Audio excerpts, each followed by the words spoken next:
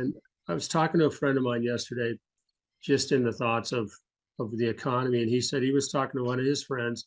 He worked at this drug company that's here locally. They make pharmaceuticals. He's been there 45 years. He was going to retire at the end of this year. And he looked at his 401k and he had about $1 million in there. He says, now I have about 600,000.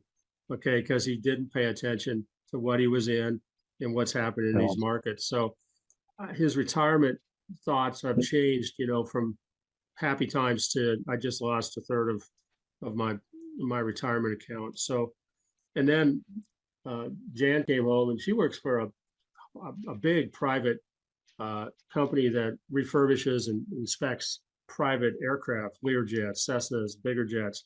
I mean, she's worked on Kid Rock's plane. She's worked on Franklin Graham's plane. She's worked on Jimmy Buffett's plane, really high flyers. And she came back and said they had a big meeting and everything is slow now. Just no one's coming in to get anything done as far as upgrading their planes other than just FAA inspections now. So when the ultra rich start cutting back, that should be a sign. And that's my recession indicator when she comes home and says, we're slow and we're going to cut hours, that particular company.